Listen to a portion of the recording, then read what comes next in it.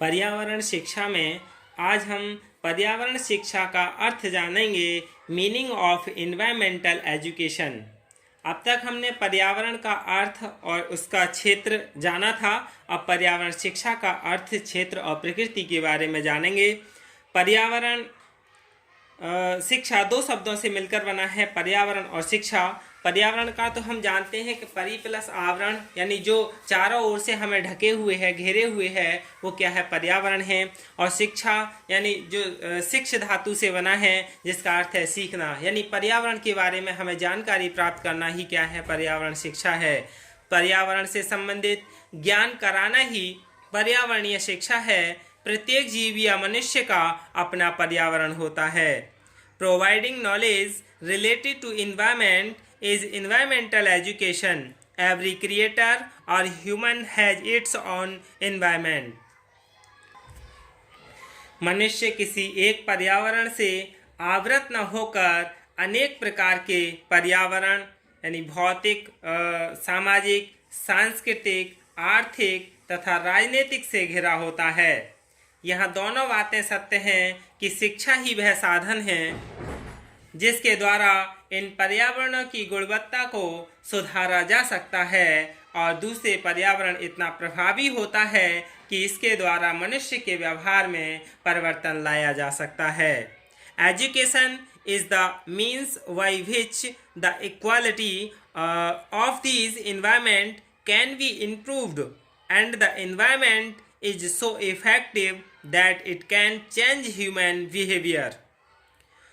Watson ने भी, जो वाटसन मनोवैज्ञानिक थे, उन्होंने वंशानुक्रम की अपेक्षा पर्यावरण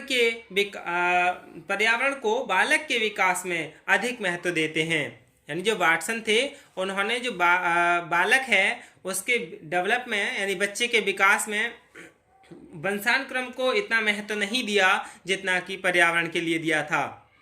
यहाँ उन्होंने समझाया भी है कि बालक का अपना एक पर्यावरण होता है, और उस पर्यावरण में क्या है, वो संबंधित है, जैसे कि विद्यालय का पर्यावरण, भौतिक पर्यावरण, राजनीतिक पर्यावरण और मनोवैज्ञानिक पर्यावरण, सामाजिक पर्यावरण। यानी ये सब पर्यावरण बच्चे के क्या है, बच्चे के जीवन से जुड़े होते हैं, बच्चे के विकास से जुड़े होते हैं। सबसे पहले बालक का विद्यालय का पर्यावरण या परिवार का पर्यावरण से ही बालक जुड़ा हुआ होता है। उसके बाद समाज के जो भी भौतिक है, राजनीतिक है, मनोवैज्ञानिक है, सामाजिक है, इन सभी पर्यावरण से बालक जुड़ा होता है, और इसी पर्यावरण से बालक का क्या है, विकास होता है।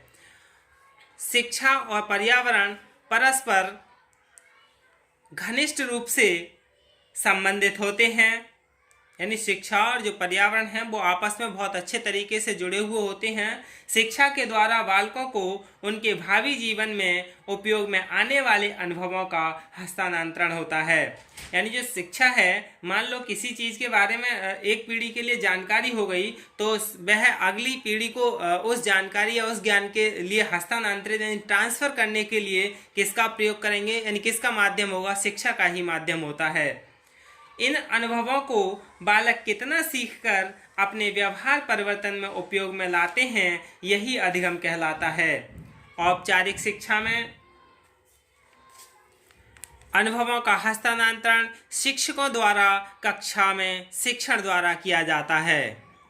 यानी कक्षा में जो शिक्षक पढ़ा रहे होते हैं वही क्या है, एक पीढ़ी से दूसरी पीढ़ी में पर्यावरण के का ज्ञान हस्तांतरित किया जाता है। अधिगम को सरल बनाने के लिए कक्ष का व्यवस्थित होना, छात्रों को उचित प्रकार से बैठने की व्यवस्था, श्रव्य दृश्य सामग्री को प्रदर्शित करने की सुविधा आदि का होना आवश्यक है। जो कक्ष के भौतिक पर्यावरण के द्योतक हैं, कक्षा में शिक्षक द्वारा हाव भाव के साथ प्रकरण से संबंधित क्रियाएं करना तथा छात्रों के साथ अंतः क्रिया करना भावात्मक पर्यावरण का द्योतक है। कहने का मतलब यह है कि कक्षा का पर्यावरण अधिगम को सरल बनाकर छात्रों को व्यवहार परिवर्तन के लिए उत्प्रेरित करता है। विद्यालय का संपूर्ण पर्यावरण अभिभावकों और बालकों को अपनी ओर आकर्षित करता है। यानी जो विद्यालय का पर्यावरण है वो ऐसा होता है जो कि बच्चे के लिए और उसके माता पिता के लिए अपनी ओर आकर्षित करता है।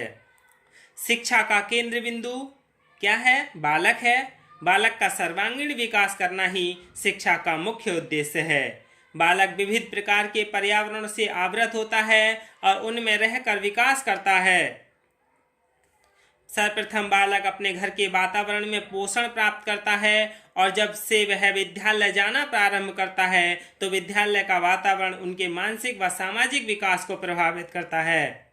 भौतिक पर्यावरण की भूमिका बालक के जन्म के साथ प्रारंभ हो जाती है और उसके बड़े होने पर सामाजिक व राजनीतिक पर्यावरण बालक को उसको प्रभावित करने लगते हैं, यानी बालक के लिए प्रभावित करने लगते हैं। इन सभी में मनोवैज्ञानिक पर्यावरण अधिक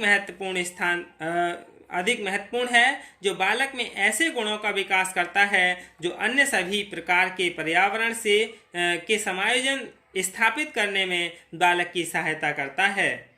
शिक्षा में मनोवैज्ञानिक पर्यावरण को विशिष्ट स्थान प्राप्त है, यानी शिक्षा में जो मनोवैज्ञानिक हैं उनका क्या है? विशिष्ट स्थान प्राप्त है। अब हम पर्यावरण की परिभाषा के लिए जान लें। पर्यावरण और शिक्षा दो अलग अलग शब्द थे, लेकिन पर्यावरण शिक्षा एक नवीन कॉन्सेप्ट है। तो इसके लिए जो वैज्ञानिक हैं, जो रिसर्चर हैं, उनकी कुछ परिभाषाएं हैं। जैसे आर.ए. शर्मा ने बताया है कि पर्यावरण शिक्षा का आशय भौतिक और सांस्कृतिक पर्यावरण के प्रति चेतना पैदा करने से है तथा जीवन की यथार्थ परिस्थिति के साथ उसकी सार्थकता को सिद्ध करना है। समस्याओं और कठिनाइयों की पहचान की जाती है जिससे जीवनदायिनी विकास को दृष्टि में रखते हुए पर्यावरण में संतुलन को सुधारा जाता है। यानी ये जो है पर्यावरण शिक्षा, इसमें क्या है कि उसके जो समस्या हैं उनको सुधारा जाता है। Environmental education refers to the awareness of physical and cultural environment and perceive its relevance for real life situation. The problems and issues are to be identified. The imbalance of environment are to be improved in view of sustainable development. तो ये क्या था? इसकी परिभाषा थी। अब हम पर्यावरण के संघटक यानी इसके घटक कंपोनेंट्स के बारे में जान लें कि कंपोनेंट्स ऑफ एनवायरनमेंट एजुकेशन क्या है। पर्यावरण के जो घटक हैं, यानी वर्तमान युग में आर्थिक विकास की दौड़ में मनुष्य ने पर्यावरण के साथ जो सौतेला व्यवहार किया है उनके परिणाम अब ओजोन सतह में विरलता, ग्रीन हाउस प्रभाव, अम्लीय वर्षा और मरुस्थलीकरण, वनोन्मूलन, मृदा अपरदन, विविध प्रकार के प्रदूषण के रूप में दिखाई देने लगे हैं। प्राकृतिक पर्यावरण के ह्रास में विकसित राष्ट्रों का योगदान सर्वाधिक रहा है। सामाजिक पर्यावरण की दुष्प्रभावों से वंचित नहीं है। समाज की परंपराएं, रीति रिवाज तथा मूल्यों के ह्रास के लिए उत्तरदायी कारकों में जनसंख्या वृद्धि, भूमंडलीकरण, परिवहन तथा संचार के साधन, टीबी आदि प्रमुख हैं। आधुनिक कारखाने प्रतिदिन विषैली गैसों का उत्सर्जन तथा अपशिष्ट पदार्थों का विसर्जन कर वायुमंडल ही नहीं अपनी नदियों के स्वच्छ जल को गंदा कर रहे हैं, जिसके कारण मनुष्य तथा जीव जंतुओं को पीने के पानी का संकट पैदा हुआ है। और ये समस्त दशाएं यानी जो समस्याएं हैं वो पर्यावरण शिक्षा की आवश्यकता को अधिक महत्वपूर्ण बनाती हैं ताकि इन समस्याओं को दूर किया जा सके। तो अब हम पर्यावरण शिक्षा क्या है, एक प्रक्रिया है और इस प्रक्रिया के कुछ अंग हैं जैसे कि पाठ्यक्रम यानी करिकुलम। पर्यावरण शिक्षा का प्रमुख कंपोनेंट्स यानी घटक क्या है? पाठ्यक्रम है। प्रथम प्रश्न है कि क्या पढ़ाया जाए, और पर्यावरण शिक्षा को पाठ्यक्रम रोचक होना चाहिए ताकि छात्र उसमें रुचि ले सकें। और सर्वप्रथम छात्रों को प्राकृतिक पर्यावरण के बारे में समझाना चाहिए। प्राकृतिक पर्यावरण क्या है, प्राकृतिक पर्यावरण की रचना में किन कारकों का योगदान है और किस प्रकार जीवों और मनुष्य को प्रभावित करता है। मनुष्य के कौन कौन से कृत्य पर्यावरण संकट पैदा करता है, और इनका पाठ्यक्रम का निर्माण लोच का सिद्धांत यानी प्रेरणा का सिद्धांत, क्रिया का सिद्धांत, जीवन से संबंधता का सिद्धांत, सहसंबंध का सिद्धांत आदि पर आधारित होना चाहिए, और पाठ्यक्रम क्रिया केंद्रित और जीवन केंद्रित होना चाहिए। तभी क्या है, हम पर्यावरण की समस्याओं को समाधान कर सकते हैं और एक पीढ़ी से दूसरी पीढ़ी के लिए हम उन अनुभवों को हस्तांतरित कर सकते हैं। दूसरा है इसका शिक्षण यानी टीचिंग। पर्यावरणीय शिक्षा का द्वितीय संघटक शिक्षण है, और शिक्षण परस्पर एक दूसरे को प्रभावित करने का रूप है जिसका उद्देश्य दूसरे व्यक्ति के व्यवहार में परिवर्तन लाना है। Teaching is A form of interpersonal influences aimed at changing the behavioural potential of another person. पर्यावरण शिक्षा की विशेषताएं भी हैं, जैसे शिक्षण छात्रों की मनोशारीरिक विशेषताओं के अनुरूप होना चाहिए। शिक्षण कैसा होना चाहिए, सुउद्देश्य और सुनियोजित होना चाहिए। शिक्षण छात्रों के पूर्व ज्ञान पर आधारित होना चाहिए, और शिक्षण प्रोत्साहन देने वाला हो, रोचक और प्रभावोत्पादक हो। शिक्षण छात्रों को पर्यावरण संबंधी सूचनाएं प्रदान करने पर केंद्रित हो। शिक्षण में छात्रों की भी भागीदारी होनी चाहिए। Teaching is a system of action which intends to induce learning through interpersonal relationship, यानी शिक्षण ऐसी क्रियाओं की व्यवस्था है जिसमें अंतः पारस्परिक संबंधों के माध्यम से अधिगम को बढ़ाना उद्देश्य होता है। फिर है विद्यालय एवं कक्ष यानी स्कूल एंड क्लासरूम।